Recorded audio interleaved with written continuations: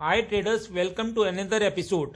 तो ट्रेडर्स, आपने लिक्विडिटी को समझा था कि जहां स्टॉप लॉस होते हैं वहां लिक्विडिटी होती है और प्राइस का मूवमेंट इन्हीं स्टॉप लॉस को हंट करके होता है। इसीलिए एसएल हंटिंग स्ट्रेटेजी को समझने के लिए लिक्विडिटी को समझना जरूरी था।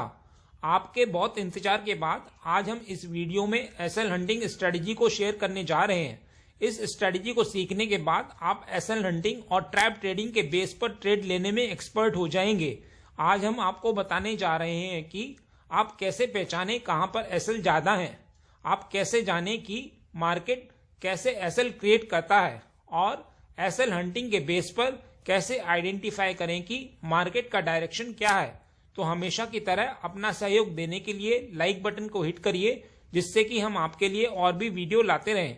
और यदि आप नए हैं और कई एडवांस ट्रेडिंग नॉलेज प्राप्त करना चाहते हैं तो हमारे चैनल को सब्सक्राइब करें।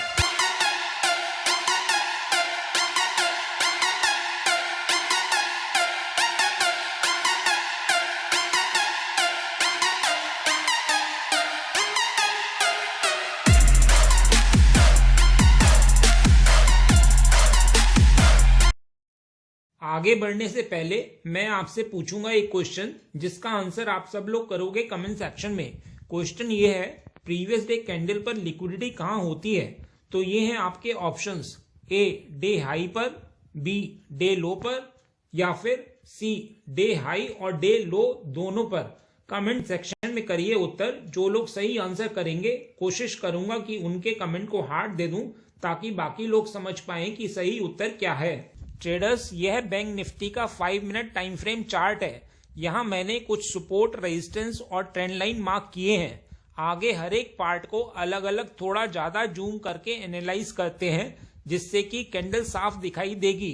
तो ट्रेडर्स, अभी तक आपने टेक्निकल एनालिसिस में यही पढ़ा है कि यदि किसी कैंडल में विक है तो उसका मतलब रिजेक्शन है। तो प्राइस किसी रेजिस्टेंस पर 2-3 कैंडल विक वाली दे देता है तो आप लोग सोचोगे कि प्राइस रिजेक्शन ले रहा है, इसीलिए सेल कर लेते हैं। और यदि बड़ी बड़ी विक दे रहा है तब तो रिटेलर निश्चित ही सेल साइड का प्लान करेगा।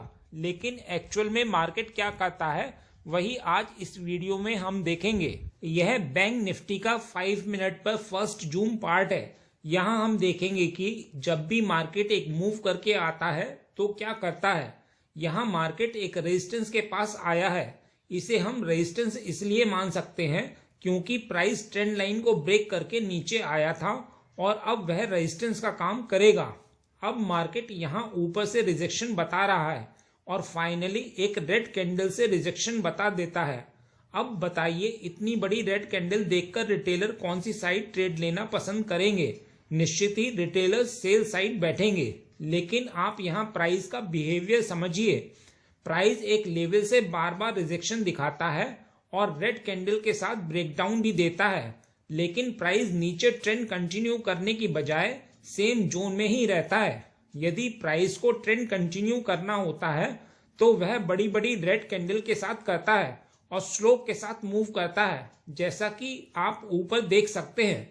तो यदि प्राइस आपको सेम लेवल से बार बार रिजेक्शन या प्रेशर दिखा रहा है लेकिन नीचे जा नहीं रहा है, तो इससे हमें यह मालूम चलता है कि बहुत सारे लोगों ने ऊपर की साइड स्टॉप लॉस रखकर सेल की ट्रेड का प्लान किया होगा और मार्केट सबके एसएल लेने ऊपर जा सकता है। अब इस बैंक निफ्टी के 5 मिनट पर सेकंड जूम पार्ट को देखिए।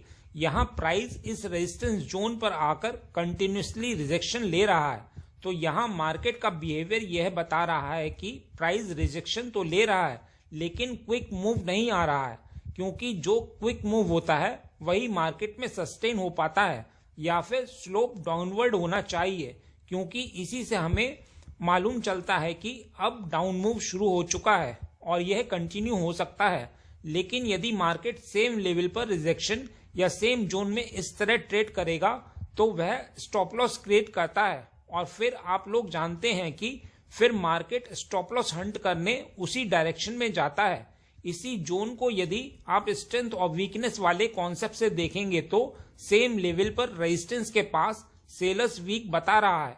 तो जब सेलर्स वीक होंगे तो बायर्स को टेक ओवर करने में इजी हो जाएगा। अब इस बैंक निफ्टी के 5 मिनट पर थर्ड जूम पार्ट को देखिए। यह एक सपोर्ट है। यहाँ प्राइस सपोर्ट को बिग रेड कैंडल से ब्रेक करता है तो बहुत सारे लोग सेल करेंगे, और सेल करने का कारण है कि प्राइस जोन में रिजेक्शन दिखा रहा है। लेकिन आप देख रहे हैं कि इसके बावजूद भी मार्केट सेम लेवल यानी सेम जोन में है। तो यहाँ आपको 2 पॉइंट समझने वाले हैं। पहला पॉइंट कि प्राइस सेम लेवल पर रिजेक्शन शो करे लेकिन नीचे ना जाए, और दूसरा पॉइंट है कि मार्केट वीकनेस तो शो करे लेकिन कैंडल्स का स्लोप नीचे की साइड नहीं हो। तो यहाँ एसएल हंटिंग होगी और उस डायरेक्शन में होगी जहां ज्यादा स्टॉप लॉस होंगे, और ज्यादा स्टॉप लॉस वहीं होंगे जहां से प्राइस रिजेक्शन दिखा रहा है। जैसे यहाँ प्राइस को रिजेक्शन ऊपर से मिल रहा है, इसीलिए प्राइस एसएल हंट करने ऊपर की ओर मूव करा। अब इस बैंक निफ्टी के 5 मिनट पर 4th जूम पार्ट को देखिए। यह एक ट्रेंड लाइन है जो एक सपोर्ट का काम कर रही है। प्राइस पहली बार सपोर्ट पर आता है और क्विकली अप मूव कर जाता है। प्राइस दोबारा सपोर्ट पर आता है और फिर दोबारा क्विकली अपवर्ड मूव कर जाता है। लेकिन मार्केट की प्रायोरिटी यह होती है कि वह पहले बायर्स को रिमूव करे और फिर अकेले मूव करे। तो इस तरह से आप लोगों को स्टॉप लॉस कहाँ ज्यादा अवेलेबल है उसे पता करना होता है। इस बैंक निफ्टी के चार्ट को देखिए। यदि ट्रेंडिंग मार्केट में प्राइस को रिवर्स होना होता है तो वह पहले रिजेक्शन यानी बड़ी विक वाली रिजेक्शन कैंडल दिखाएगा। उस कैंडल का ब्रेकडाउन भी दिखाएगा। कितने ही लोग सेल साइड ट्रेड लेंगे, लेकिन पहले मार्केट उन लोगों को ट्रैप करेगा जिन्होंने सेल साइड पोजीशन बनाई है, और उसके बाद ही मार्केट नीचे आएगा। तो यहाँ मार्केट ने स्टॉप लॉस क्रिएट किए और ऊपर जाने के लिए मार्केट के पास जगह नहीं है, इसीलिए मार्केट नीचे आ गया। इसी तरह से आप लोगों को एनालाइज करना है और इसी तरह से ट्रेड करना है। अब इस बैंक निफ्टी के 5 मिनट पर 5th जूम पार्ट को देखिए। जब कभी भी मार्केट धीरे धीरे ऊपर जाता है तो वह विक कैंडल यानी रिजेक्शन दिखाकर जाता है, और मार्केट की डायरेक्शन भी यही रहती है। यानी मार्केट को ऊपर जाना है तो उसे स्टॉप लॉस चाहिए होते हैं, यानी लिक्विडिटी चाहिए होती है। ऑलरेडी लिक्विडिटी मैं आप लोगों को समझा चुका हूं। आप मेरी पिछली वीडियो देख सकते हैं। यदि आपने लिक्विडिटी समझ ली है तो उम्मीद करता हूं कि स्टॉप लॉस हंटिंग भी आपको समझ में आ रही होगी। अब यहाँ देखिए, मार्केट रिजेक्शन ले तो रहा है लेकिन फिर भी ऊपर जा रहा है। मतलब मार्केट कंटिन्यूसली सेलर्स को इनवाइट कर रहा है। इतने सारे रिजेक्शन दिखा रहा है तो कितने ही लोग सेल साइड में जा रहे होंगे, लेकिन मार्केट सेल साइड नहीं जा रहा। तो इसका मतलब है कि मार्केट को ऊपर जाना है। तो ट्रेडर्स, यहाँ मैंने आपको बताया कि किस तरह से मार्केट स्टॉप लॉस की डायरेक्शन में जाता है। इसी तरह से आपको एनालाइज करना है और साथ में ट्रैपिंग का भी ध्यान रखना है, जिसे मैंने ट्रेंड लाइन के एग्जाम्पल में बताया है। बस इतना ही इस वीडियो में। उम्मीद करता हूँ इस वीडियो में दी गई जानकारी आपके लिए उपयोगी रही होगी। यदि हाँ तो लाइक बटन को हिट करिए, और यदि आप नए हैं तो चैनल को सब्सक्राइब करिए। मिलते हैं नेक्स्ट एपिसोड में।